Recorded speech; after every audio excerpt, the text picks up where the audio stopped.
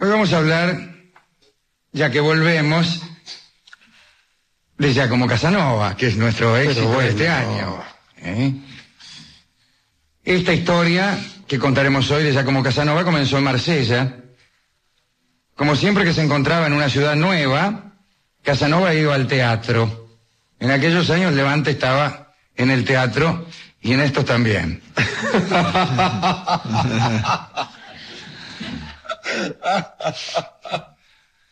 Sabía que allí encontraría bellas muchachas. ¿Cómo? Y entraría en relación con lo más selecto de la ciudad. Y efectivamente, durante un concierto, vio en un palco a una mujer hermosa. Se acercó a ella y le preguntó si quería cenar con él, así nomás. Así nomás es un agregado mío, ¿no? La muchacha respondió que estaba de acuerdo, pero le pidió que le pagara por adelantado. De modo que a Casanova le quedó perfectamente claro cuál era la profesión de aquella muchacha. El caso es que después de la cena se dispusieron a hacer el amor en casa de la mujer. En esa casa, aquella mujer, una prostituta naturalmente, tenía una sirvienta. Era una muchacha muy hermosa y de aire modesto que llamó la atención de Casanova. Tenía 16 años y se llamaba Rosalía. La prostituta dueña de casa, cuyo nombre se ha perdido, o cuyo nombre he perdido, vaya a saber, vio el interés que Casanova sentía por aquella chica y le dijo algo con una media sonrisa. La prostituta a Casanova, viendo que Casanova se interesaba en su servidora, le dijo: tenga cuidado, Rosalía posee una fidelidad inquebrantable que lo hará sufrir. Casanova naturalmente no le prestó atención a la prostituta y sí continuó observando a Rosalía. No comprendía por qué una muchacha tan hermosa y tan recatada trabajaba en casa de aquella mujer, de aquella prostituta, ¿no? Debe decirse además que Rosalía era acosada violentamente por los que asistían a aquel lugar. Sin embargo, de un modo milagroso se mantenía casta. Descripción de esta muchacha hecha por Casanova. Rosalía era una morena picante, esto nos dice poco, ¿no? No sé. Tenía la boca pequeña, adornada por 2 hileras de perlas de bellísimo esmalte, mala prosa. Y sus labios misteriosos parecían dispuestos para eternizar los besos, mala prosa. Sus ojos eran grandes y negros, dato irrelevante. Su seno no dejaba nada que desear. Ahí podemos interesarnos un poco. En cuanto a las demás perfecciones, dice Casanova, ya mejor encaminado, me contentaré con decir que correspondían a las que ya he descrito. Es un estilo de memorándum, pero que conviene, ¿eh? Me gustó, acepto. Casanova se enamoró de Rosalía. Una tarde la interceptó cuando ella iba al mercado y le dijo que le había conseguido alojamiento lejos de tanto desenfreno, de tanto pecado. Rosalía aceptó encantada liberarse del trabajo que tenía y Casanova la instaló en el cuarto de una linda pensión y él se alquiló la pieza de al lado y se dedicó a cortejarla. La primera tarde que pasaron juntos, Rosalía contó su historia, que era reciente, ¿no? Parece que vivía con su madre allí en Marsella, trabajaba como costurera. Su madre era una mujer autoritaria que no le permitía mirar a los hombres, ¿no? Pero una vez Rosalía recibió en su casa a un muchacho que le gustó. No pudo resistirse a observarlo y a hacerle saber con sus miradas cuánto lo deseaba. Era un joven marino genovés, como tantos, que necesitaba que le arreglaran unos pantalones, y llamaba Petri. Cuando Petri se dio cuenta de que aquella muchacha hermosa lo miraba, empezó a volver todos los días para que le arreglara distintas prendas. Y se enamoraron. Como la madre de Rosalía vigilaba permanentemente, una noche cuando la vieja se fue a dormir, los enamorados se fueron a tomar un vaso de moscatel a una taberna. En una pieza que alquilaban sobre el local, se amaron. Y lo hicieron durante varias noches, hasta que Petri le dijo que debía volver a Génova en un pequeño navío que le pertenecía y que ya estaba cargado de mercancías. Y se separaron. muy tristes, ¿no? Él prometió regresar, ella prometió esperarlo. Cuando Petri se fue, Rosalía le contó todo a la mamá. Toda la historia de aquel amor a la mamá. Y la madre, espantada, la echó de la casa a patadas. Rosalía terminó en la calle y con hambre y sin refugio consiguió finalmente trabajo en la casa de la prostituta que Casanova había conocido en el teatro. Pero todo esto que contamos sucedió en un breve lapso. Rosalía trabajó solo 8 días en lo de la prostituta hasta que llegó Casanova. Es decir, solo 8 días pasaron entre la patada de la madre y la llegada de Casanova a la casa de la prostituta. Para terminar su relato, ella le dijo a Giacomo Casanova: me era imposible seguir resistiendo y pensaba en tirarme al mar. Pero entonces llegó usted y yo lo amé desde aquel mismo instante, pensando en que usted era el hombre que la providencia había designado para que me rescatara de los bordes del abismo. Así que debo decirle que le pertenezco, que lo amaré constante y exclusivamente. Para Petri, el marino, me he vuelto indigna, luego de trabajar aún castamente, ¿no?, en un lugar como este. Toda aquella historia hizo saltar las lágrimas a Casanova, y escribió Giacomo Casanova: le creí, y tomé entonces la resolución de no abandonarla jamás. Tal resolución, la de creerle y la de no abandonarla, era sincera y era ineludible, porque estaba enamorado. Y Rosalía se convirtió nomás en la amante de Casanova. Pero él quiso que se la considerara como su esposa. Quiso llevarla al teatro, pero ella se negó, aduciendo que en Marsella se comentaría demasiado su conducta. Y decidieron entonces viajar. Se fueron a Toulon. Allí, feliz, Casanova la amó. Se dedicó con ella a traducir una obra teatral de Voltaire. No está mal eso, ¿eh? Tener un amante en Toulon y traducir una obra teatral de Voltaire. No está mal. Bueno, algunas obras teatrales de Voltaire no están muy bien que digamos, pero quiero decir que es mucho mejor. Nada, no quiero decir nada. Pero una vez traducida la obra de Voltaire, estoy pensando que la habrá traducido al italiano. Porque si trataba de traducirla para que la entendieran en Toulon, se trataba de volcar una obra del francés al francés. Sí. El caso es que una vez terminada la traducción, Casanova, que tenía algunas influencias, se la ofreció, la traducción, a una compañía de cómicos, y logró, sin que Rosalía se enterara de que él lo había planeado, que le dieran un papel. Ella estaba encantada y según parecía estaba muy feliz junto a Giacomo, ¿no? Tiempo después Rosalía le dijo a Casanova que creía estar embarazada. Unos días más tarde, ella recibió una carta.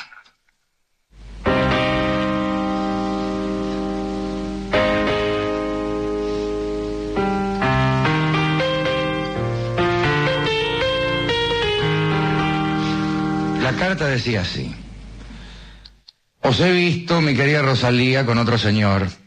Parece escrita por mí.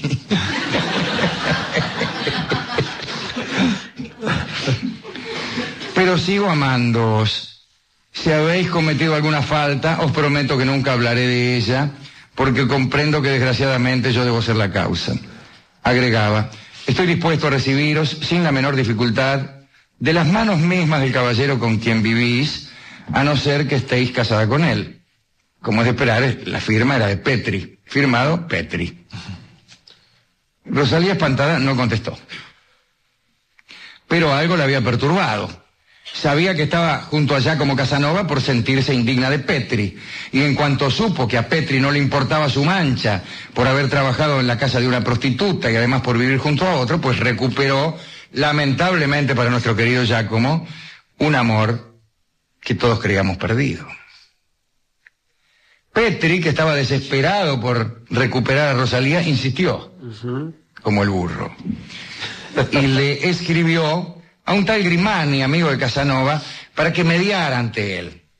Grimani dice, ocúpate de este asunto. Y Grimani le dijo a Casanova, mira Casanova, Petri no puede resignarse a perder unas esperanzas que constituían su dicha. El joven ha recurrido a mi mediación para saber si Rosalía acepta su propuesta. Y en un principio Casanova se negó rotundamente a aceptar abrirse, ¿no? Se sucedieron incluso situaciones de tensa y clara disputa. Mientras tanto Rosalía no decía nada. Una vez hubo una fiesta en Toulon, fueron Casanova y Rosalía, y también hasta allí llegó Petri, ¿no? Escribió Casanova, sentí que me ardía el rostro. En todo mi ser fermentaba la ira, pero también la derrota. Tuve tentaciones de apuñalar al rival allí mismo. Finalmente Casanova y Rosalía se fueron de aquella fiesta. Rosalía había mantenido la cabeza gacha y parecía hacer enormes esfuerzos por evitar un romántico reencuentro con Petri. Pero sucedió lo que tenía que suceder, como dijo Giacomo, con la supuesta delicadeza de una excusa inapelable. Una noche Rosalía le dijo a Casanova que estaba segura de que el hijo que esperaba era de Petri, producto de aquellos encuentros en la pieza de arriba de la taberna, y que como tales eran las circunstancias, ella adujo que no podía hacer otra cosa que volver junto a su primer amor. Rosalía decidió ingresar a un convento y allí esperar dar a luz, y Casanova, despechado, se despidió de ella llorando y se marchó llorando también. En el convento, Rosalía dio a luz y poco después se casó con Petri y juntos vivieron felices en Génova. Escribió Giacomo. Jamás podré pensar que mi encuentro con Rosalía fue una impostura. Creo que nos hemos amado, creo que me ha amado, mas dura poco la maravilla. Linda historia, ¿no? Muy linda. Linda historia. Linda historia. E insisto, Casanova tiene la virtud de contar desde su fama de conquistador más sus derrotas que sus victorias, que es lo que debe hacer cualquiera que condescienda a contar historias amorosas en las que uno está involucrado. Uh-huh. Aquí hay, sin embargo, algunos datos que a nosotros nos interesa examinar, ¿no? Quizá no tanto por el gusto de saber la verdad histórica, ¿qué nos importa si Rosalía lo amó o no lo amó? No nos importa si nos amaron o no nos amaron nosotros mismos. Pero especular acerca de la naturaleza humana es interesante. Y creo que el último párrafo, donde dice, jamás podré pensar que mi encuentro con Rosalía fue una impostura, creo que nos hemos amado, es una tremenda expresión de deseos. Sí, señor. Y yo no creo que Casanova creyera eso. Yo creo que cuando él dice, creo que me ha amado, mas dura poco la maravilla, debe decir, quisiera creer que me ha amado, mas no puedo. Uh-huh. Es incluso una actitud de hombre inteligente, en el sentido en que usábamos esta expresión hace unos momentos. El desearle al otro una estatura moral superior a la que tiene. Eso. Y si me permite casi citarlo, Alejandro, poder resistir la brutal tentación de acusar al que no supo amar, ¿no? Claro, claro. Y entonces le adjudicaba a Rosalía un amor que quizá la chica no sintió. Yo creo que la chica lo utilizó a Casanova. Yo tampoco la culparía por eso. No sé. Pero Casanova estaba tan deseoso. No de que no lo hubiera. Fíjese cómo viene esto, es tan raro. Si usted supiera cómo me parece verlo, a este personaje. No deseaba no haber sido burlado. No era eso lo que le dolía. Le dolía el otro. El pobre que no pudo ser mejor de lo que era. El pobre que no pudo evitar burlarlo.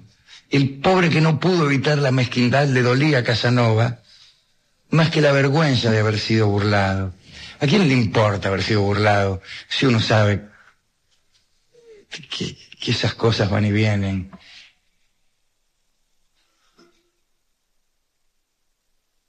Me parece tan interesante este punto. El sufrir más que por la humillación o la supuesta humillación o la supuesta vulneración de vaya a saber qué derechos propios. Más que por eso, sufrir porque el otro no conoce la dicha, la inteligencia de profesar una ética. Me gusta pensar esto. Me gusta pensar esto. ¿A quién dedicar esto sino a Giacomo? Y a este gesto que no me parece inventado por mí, me parece que es un gesto frecuente, no frecuentemente descripto de la manera que yo lo he hecho, pero que sucede. Que sucede. Afortunadamente sucede. Afortunadamente hay quien se conduele de otro porque la mezquindad es un castigo. No es algo que merezca ser castigado. Ser mezquino es un destino abominable, es un destino indeseable. En el pecado está la penitencia. Y en el pecado está la penitencia. Es horrible ser mezquino. Es horrible. Y las personas de buen talante como Casanova, no los malvados como nosotros, dicen, pobre chica, es mezquina. Pobre chica, pudo tener un destino de grandeza y no. Se lo perdió. Y se lo perdió. Pues, entonces a Giacomo, también algunas dedicatorias accesorias, ya que estamos. Petri no está mal, ¿no? No, el hecho Alejandro, de decir, nunca hablaré de ellas, hablando de las faltas de ellas, ¿no? Sí. Es decir, si quiere volver conmigo, yo nunca hablaré de esas Petri. faltas. También era de la misma madera. Esa es una actitud de caballero. Era de la misma madera, Petri. Claro. Bueno, salvo que te hayas casado con el tipo, a mí no me importa nada. Yo estoy aquí. Fantástico, Petri. Che, qué tipos en ese barrio, ¿eh? ¿Qué lo tiró? Claro, con la gente que uno conoce. A ver, ¿a quién otro? No hay más nadie. La prostituta cuyo nombre se ha perdido, lo dedicamos pues nada más que porque, total, como quedó sin dedicatoria, sí. ¿Qué le vamos a hacer? Que ha acertado una profecía. Sí, el dueño de la taberna casi no interviene. Y al teatro en general como foro de seducción. La gente iba al teatro más que a mirar las obras, a mirarse a sí misma. Tanto más en una época como esta, en donde todavía no se apagaban las luces. Las luces del teatro permanecían prendidas durante toda la función. La costumbre de apagar las luces en el teatro es posterior. Ya vamos a hablar de ello. Está el teatro esperando otro apagado de luces, que es el de las del escenario. El teatro antes se iluminaba a pleno, tanto en la platea como el escenario. En un momento del que algún día hablaremos, empiezan a apagarse, justamente por estas razones mundanas, empiezan a apagarse las luces de la platea. Y por ahí hace falta una nueva inyección de oscuridad para que se apaguen las luces del escenario. Y entonces sobrevenga una experiencia multitudinaria en la más absoluta oscuridad. Experiencia que tendrá, en principio, la facultad de borrar estas fronteras que hoy son muy estrictas y que ya no lo serán, entre el escenario y la platea. Ya no veremos dónde empieza el público y dónde termina el escenario. No veremos nada, en realidad. Pues si no viéramos solamente eso, bueno, sería poco no ver. No veremos nada. Me dirán ustedes, parecerá un radioteatro. Parecerá. No lo sé. ¿Quién sabe? ¿Quién sabe? Aparecerán esta gente de imaginación fácil que dirá que, bueno, al imaginar nosotros lo que sucede en la platea, esto mejorará. Sí. Como creen esos que creen que la radio, creen que venir aquí no es tan bueno porque como nos ven, ya no pueden imaginar aquello que no ven. Por eso tener mucha fe en la imaginación. Como si toda persona que no ve Sueño de una noche de verano va a imaginar Macbeth.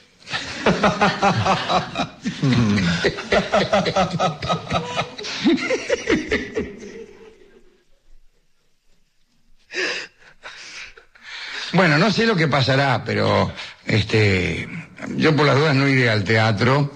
¿Cómo no va a ir? Más que nada, no tanto por la experiencia teatral, sino porque yo sé lo que sucede cuando hay mucha gente reunida en el lugar y están todas las luces apagadas. Alguien sale mal. Sí. Alguien sale mal parado de allí, no quisiera ser yo. Ajá. Y con el pretexto de ver una función de teatro termine con una vida que me ha costado mucho sostener dentro de cierta probidad. Bueno, entonces a los dueños de los teatros también nuestra dedicatoria. Le hemos dedicado a la chica también, ¿no? Sí, desde luego. No, lo hemos pasado por alto. Naturalmente, a la chica Rosalía, naturalmente. Digamos que sí tenía una cierta fidelidad. Yo no estoy seguro. Pero tenía al menos la habilidad de encontrar hombres que creyeran en tal fidelidad y hacérselas creer, que es casi mejor que tenerla. Después de todo, ¿en qué consiste el amor? Sino en hacerle creer al otro que uno posee unas virtudes y hacérselo creer de un modo tan fuerte que ese mismo hacer creer es ya verdad. Si yo te hago creer que te amo de un modo indubitable, bueno, será que te amo.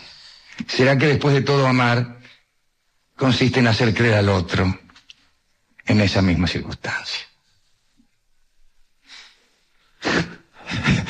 Se me ha puesto un poco cínico, le diré. O al menos hay quienes no conocen otra clase de amor. Claro, ahora sí. Bueno, retírese, Rolón. Y entonces, bueno, ya que esta chica era tan seguidora y tan fiel, vamos a escuchar el extraño tango, Por seguidora y por fiel, en la también extraña y ardua versión de don Carlos Gardel.